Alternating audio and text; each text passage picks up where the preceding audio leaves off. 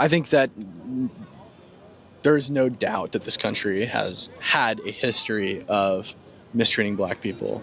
But I think that history is exactly what it's history. It's no longer happening. I don't think that there's any discrimination against black people in the United States today on any kind of institutional level. I don't think the University of Washington discriminates against black people. I look around and I see tons of black people walking around. I see you here. What I actually see is a prioritization of black people. I see DEI. I see affirmative action. I see Carmelo Anthony being released on 75% reduced bail. You also have Jermone Francis, Tyrese Ernest, Stephon Martin Mason, and Nyon Sanders, which are all young black men who murdered somebody and were released on reduced bail. I see laws targeted specifically at black communities intending to prevent black people from being held in jail and instead allow them to be released, which I don't think should be happening. All of these things are violations of the Civil Rights Act and the 14th Amendment's Equal Protection Clause, which were the very things that were set out to protect black people. But now they're being weaponized to prioritize them and strip white people of certain opportunities or other things like that. So, yeah, I agree with you on that. Yeah, I feel like I don't know because I'm not white, right? I don't know what it's like. I'm half white, so half know what it's like. Because I'm not black either. I'm not. If I go hang out with a group of white guys, I'm white to them. If I go hang out with a group of black guys, I'm white to them. Or I'm going to say that different. If I go hang out with a group of white guys, I'm black to them. If I go hang out with a group of black guys, I'm white to them. So, I don't know.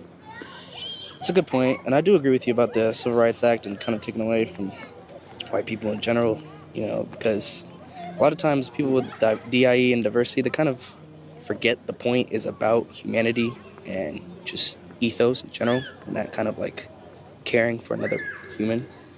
Like that girl that walked past, and she's like, "Get him." The fuck am I gonna get you? Like, I don't. Somebody said that? Well, when the lady walked past, and I just sat down. She's like, "Go get him." Like, what the fuck am I gonna do? I'm not gonna go get him. I'm not gonna. Like, what does she mean by that? They attack me regularly. Oh no, you're in the wrong place for this, buddy. That's for sure. And yeah, that's valid. And I mean,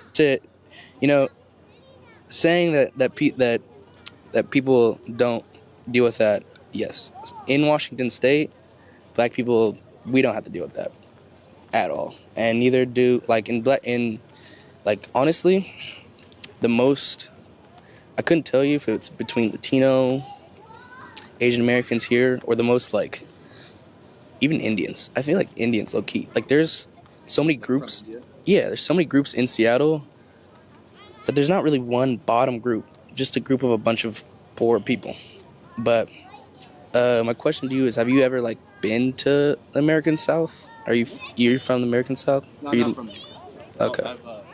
So I've traveled all over the United States. I've been to the Middle East. I've been to Europe.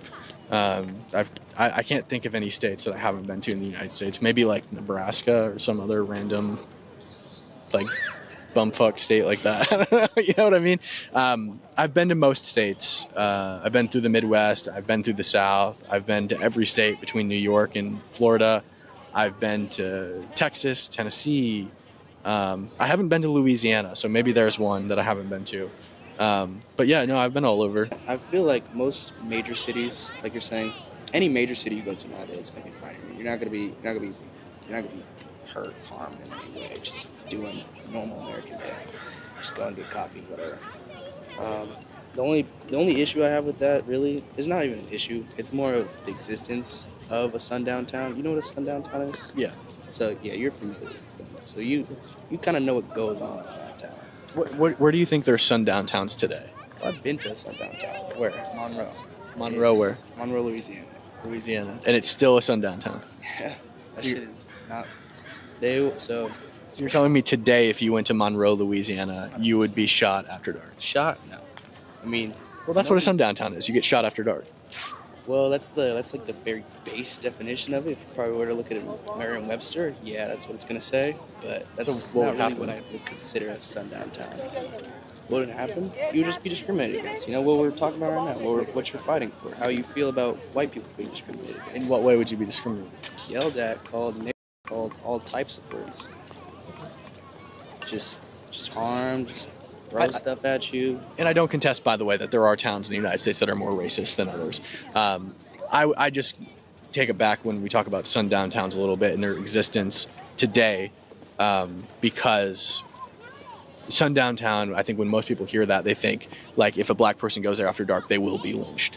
But like, sure, I do not contest at all that there are probably definitely cities or towns in the United States, probably in Louisiana, where you'd get called the N-word or whatever. If my family was back in Africa right now, we'd be worse off, but I wouldn't be talking about this with you right now. I would just be living my day-to-day life, because unless I was in specifically South Africa, but I'm not in an apartheid state, so I have nothing to do with it. Like, if I was back in my home, back where I came from, you know, I'd be chill. It'd be cool. It's pretty chill, cool here too, I think, right? It's chill, cool here, and we built it though. You know what I mean? We kind of, you gotta remember that natives were not up here. I mean, like, I get kind of abrasive. Like building it, I get kind of abrasive when people say like black people built the United States, because slaves. Okay, so slavery was completely abolished in the North by 1804. Washington State didn't exist. Slavery was completely abolished by the year 1804 in the North. It was abolished in 1860 in the South. That's actually 5 years before Lincoln was born in the North. Slavery, and it's also before industrialization. So, like, I think industrialization built the North, and I think the North had the most lasting impact on where we are today. Unfortunately, I think that slavery held the South back. It pigeonholed them in agriculture, and they didn't industrialize why they lost the Civil War too. Thank God, but it held the South back, and they built plantations. Slaves built plantations that don't exist anymore. I mean, most of them are not functioning plantations, if the buildings even exist. And so, except yours, yeah. Yeah, but I mean, those plantations don't drive American industrialization. It mostly happens in Silicon Valley, and so. I mean, I get kind of abrasive at that idea, because it's like, these buildings definitely weren't built by slaves. They were built by masons, and, you know. Nowhere in Seattle, nowhere in western Mississippi you're gonna really do it. Or New York, or I don't think anywhere north of Virginia probably had any significant amount of slave labor involved in any construction of building. It was the Irish, for the most part. Irish did a lot, yeah. It wasn't just the Irish, though. I mean, there were lots of. I didn't mean to. Yeah, no.